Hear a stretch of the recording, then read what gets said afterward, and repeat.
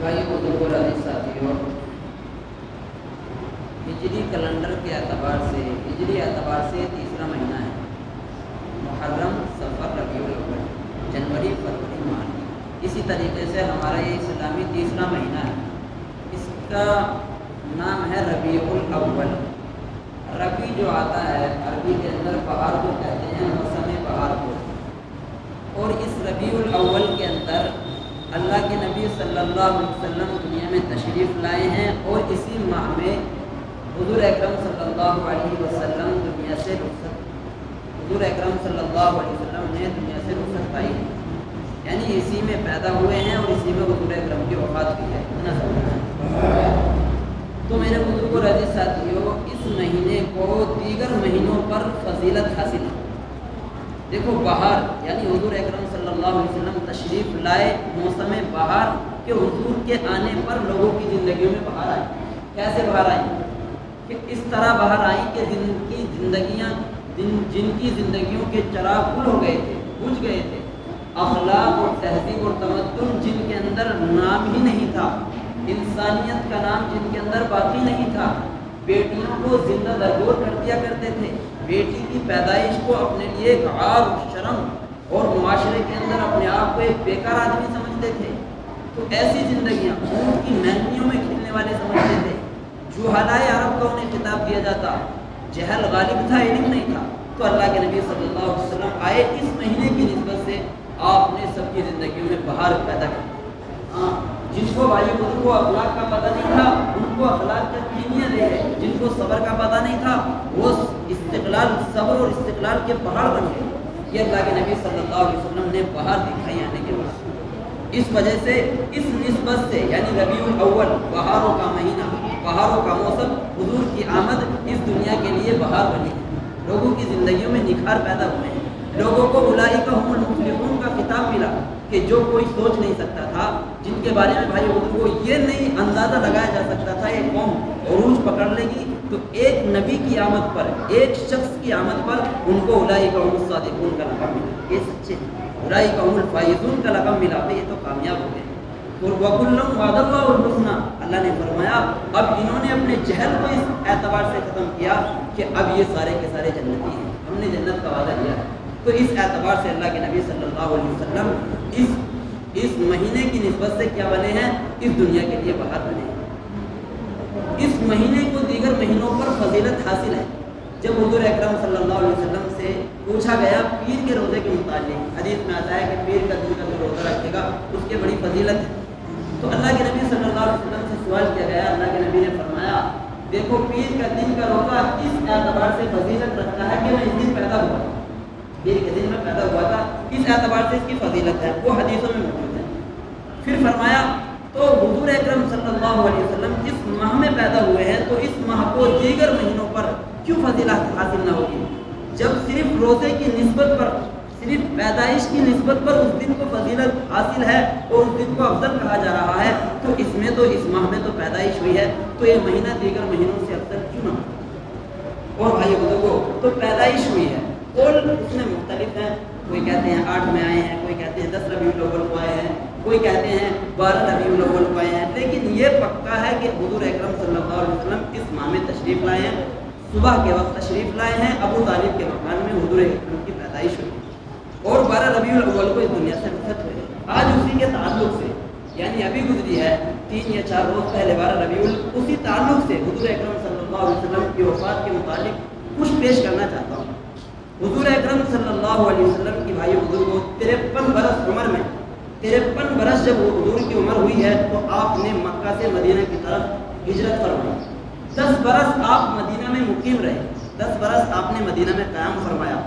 11 ہجری میں حضور اکرم صلی اللہ علیہ وسلم حج کے لیے تشریف لے گئے، حج کے لیے 11 ذی الحجہ میں یہ صورت آئی، اذا جاء نصر اللہ والفتح، ہمارے یاد ہے، ورأیت الناس یدخلون فی دین اللہ افواجا، یہ صورت آئی، سب سے آخر میں یہ صورت آئی ہے۔ اس میں اشارہ تھا کہ اے نبی جی اب آپ کا مشن مکمل ہو چکا ہے، اب آپ ہمارے پاس آنے کی تیاری فرما لیں۔ آپ زوال سے پہلے اپنے خیمے میں تشریف فرما تھے، اپنے خیمے میں تشریف فرما تھے، جس کو ہم کہتے ہیں کہ 12 بجے سے پہلے کا جو وقت ہوتا ہے، اپنے خیمے میں تشریف فرما تھے۔ زوال کے بعد آپ باہر نکلے، یہ صورت سب سے آخر میں آئی ہے قرآن کریم میں.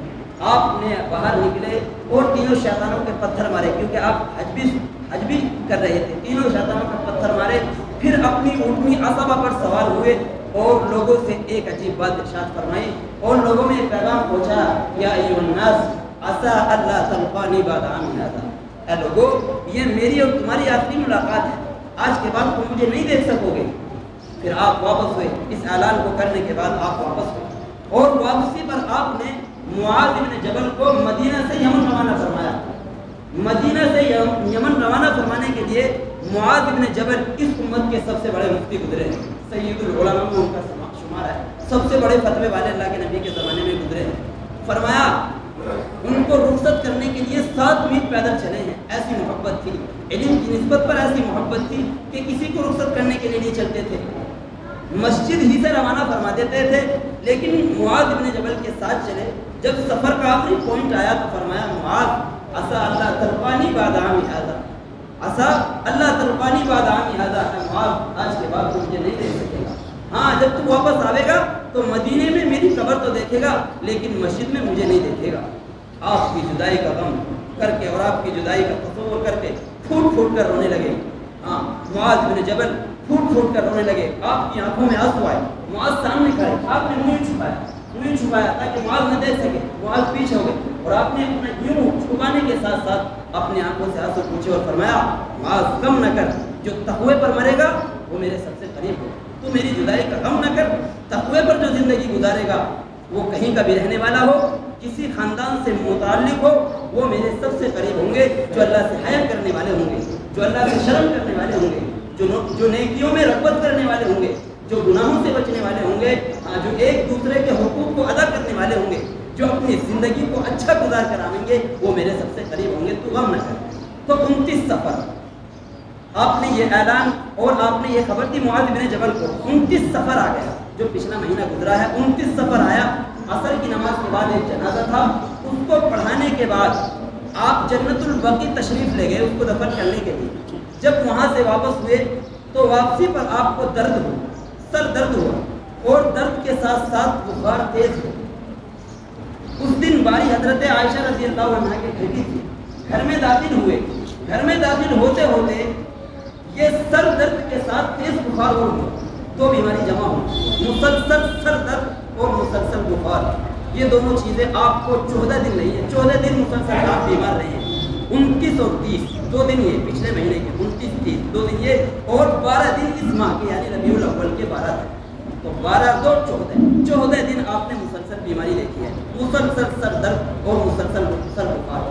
اس بیماری میں اس وقت آپ کی نوبیلیت زندہ تھی اور حضور اکرم صلی اللہ علیہ وسلم جب باریاں بدلتے تو روزانہ پوچھتے بھائی کل کس کی باری ہے، میمونہ کی کل کس کی باری ہے، حفصہ کی کل کس کی باری ہے، کہ جی ام سلمہ کی.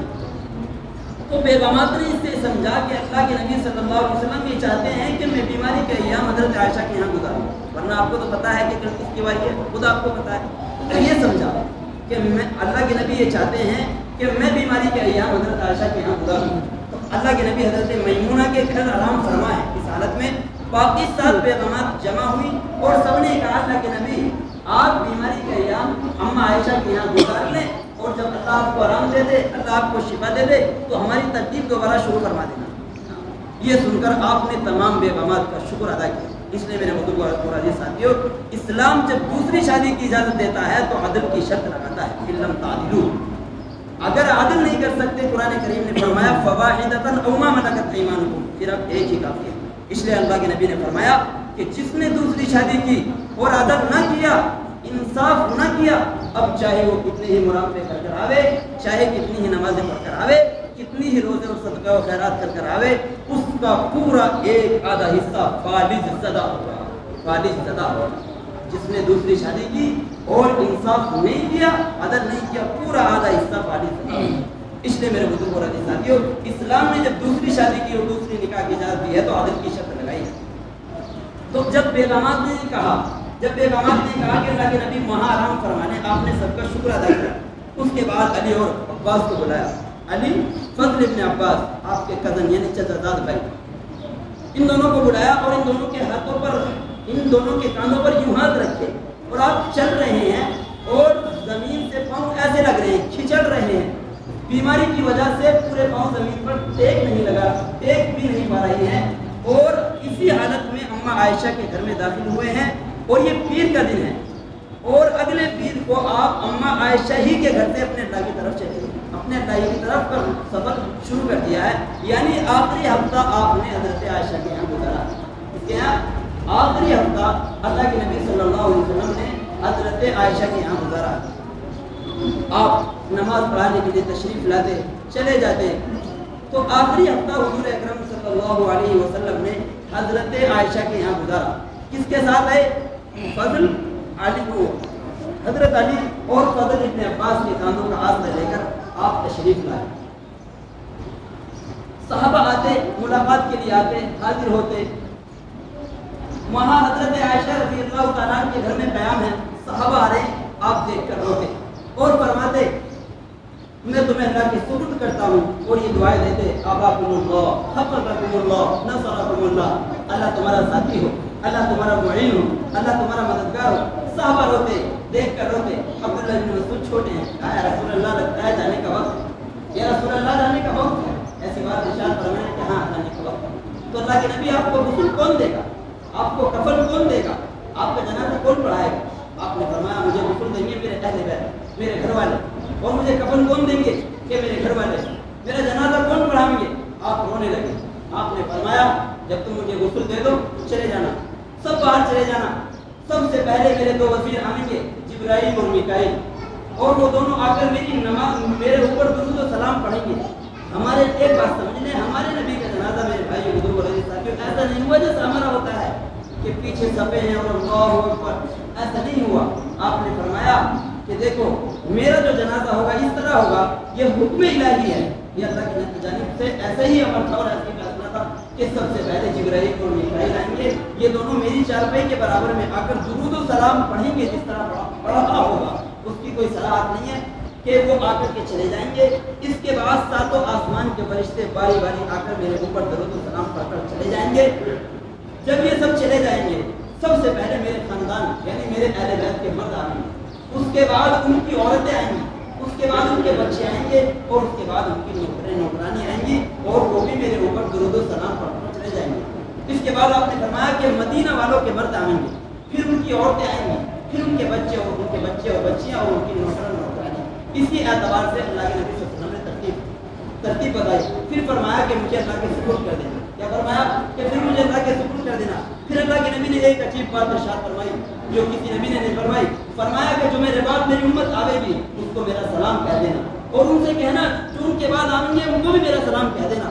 اس طرح میرے بھائی بزرگوں، اس واحد نبی کا اللہ رب العزت نے سلام آنے والی اور قیامت تک آنے والے ہر انسان کو پہنچایا کہ ہر آنے والی نسل اپنی اگلی نسل کو پہنچائے، ہر آنے والی نسل اپنی اگلی نسل کو سلام پہنچائے۔ تو آپ کے جانے میں 5 دن باقی ہیں۔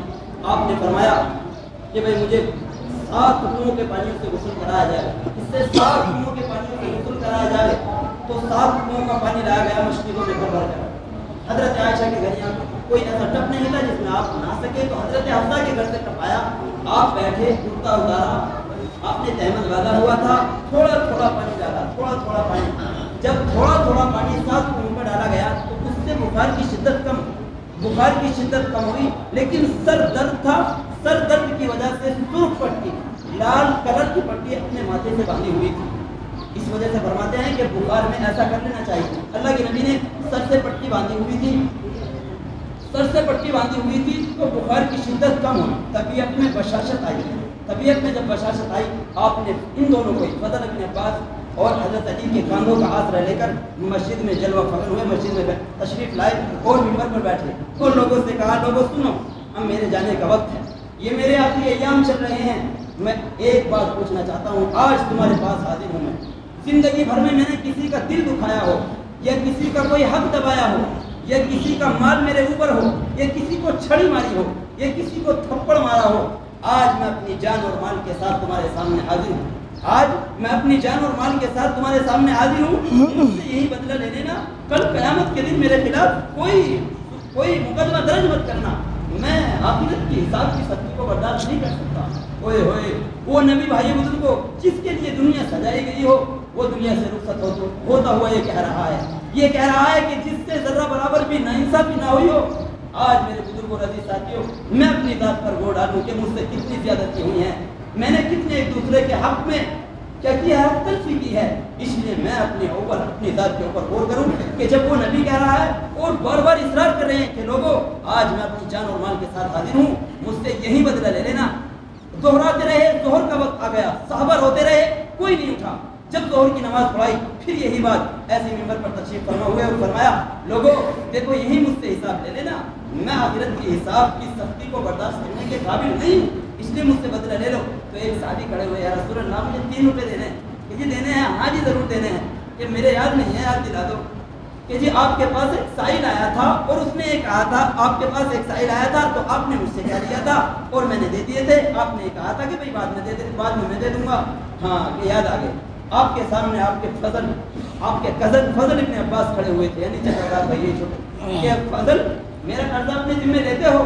بھائی بزرگوں، جس کے لیے جنت کی چابیاں مفاتیح الجنہ، جنت کی چابیاں جس کو دی گئی ہو، ہاں دنیا ہمارا وجود جس کی وجہ سے ہوئے ہو، اس دنیا سے جا رہا ہے اور اتنی ہمت نہیں ہے، اتنا مال نہیں ہے کہ 3 روپے دے سکے، 3 روپے دے سکے. اس کے پاس تو گھر میں چراغ جلانے کے لیے تیل نہیں تھا، تو پیسے کہاں سے آئے؟ اس لیے میرے بزرگ اور عزیز ساتھیوں، ایسی ہمت اور ایسی اخلاقی فریضہ اور ایسا عملی زندگی دکھا کر گئے ہیں. اس کے بعد آپ چلے گئے، گھر کو چلے گئے تو نماز کے لیے تشریف لاتے چلے جاتے، آتے چلے جاتے. اب جمعرات کا دن آیا، عشاء کی نماز کے لیے اٹھے، اٹھ نہ سکے، گر گئے. پھر اٹھے، اٹھ نہ سکے، 3 بار اٹھے، اٹھ نہ سکے، گر گئے. تو آپ نے کہا بھائی ابو بکر کو کہو نماز پڑھائیں. حضرت ابو بکر نے نماز پڑھائی. اللہ کے نبی صلی اللہ علیہ وسلم کی زندگی میں حضرت ابو بکر نے 14 نمازیں پڑھائی ہیں. 14 رکعتیں، 15 اور 2 17 نماز بھائی بزرگوں حضرت ابو بکر نے حضور اکرم صلی اللہ علیہ وسلم کے رہتے ہوئے پڑھائی ہیں.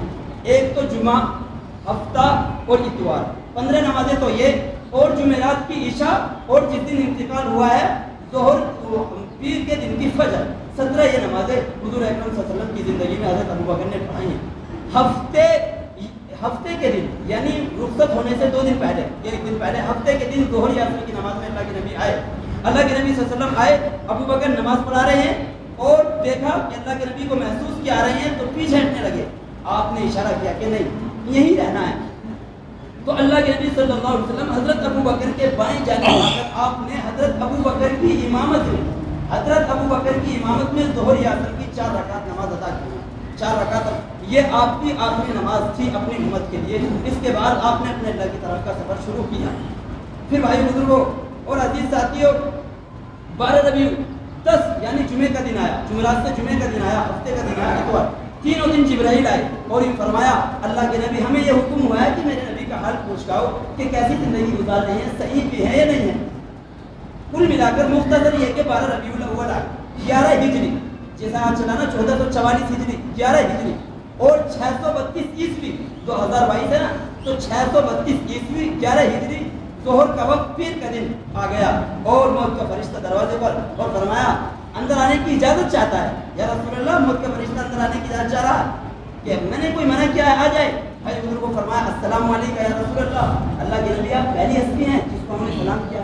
آج تک ہم نے کسی کو سلام نہیں کیا اور ہمیں یہ حکم ہوا ہے کہ اگر ہمارے ساتھ جانا چاہیں تو چلے اور اگر منع کریں اور اگر نہ جانا چاہیں تو چھوڑ جائیں. یہ ہمیں پہلی بار کسی کے لیے حکم ہوا ہے، یعنی ہمیں یہ حکم نہیں ہوا جانا چاہیں تو چلے، نہ جانا چاہیں چھوڑ. ہاں میرے بھائیوں، ایسی زندگی گزارے ہم کہ موت پوچھ کر آئے کہ آؤں کہ نہ آؤں. ہاں میرے بزرگوں نے موت پوچھ کر آ رہی. آپ نے کہا جبرائیل کیا کہتے ہو؟ کہ رسول اللہ آپ کی ملاقات کے شوق میں، اللہ آپ کی ملاقات کا منتظر ہے. اس لیے اللہ میرے بزرگوں عزیز ساتھیوں ایسی ہم زندگی گزاریں کہ اللہ ہماری ملاقات کا منتظر ہو. ہاں عرش جھوم رہا ہو، فرشتے خوشی منا رہے ہوں. ایسی موت نہ ہو جیسے بھاگا ہوا مجرم پکڑا جا رہا ہو اور ہتھکڑیاں لگا کر جیل خانے میں لے جایا جا رہا ہو. ایسی موت نہ ہو. اس لیے میرے بزرگوں عزیز ساتھیوں اللہ سے ایسی موت مانگے کہ اللہ بھی خوش ہو رہا ہو اور عرش کے فرشتے بھی خوش ہو رہے ہوں. اللہ مجھ کی توفیق عنایت فرمائے.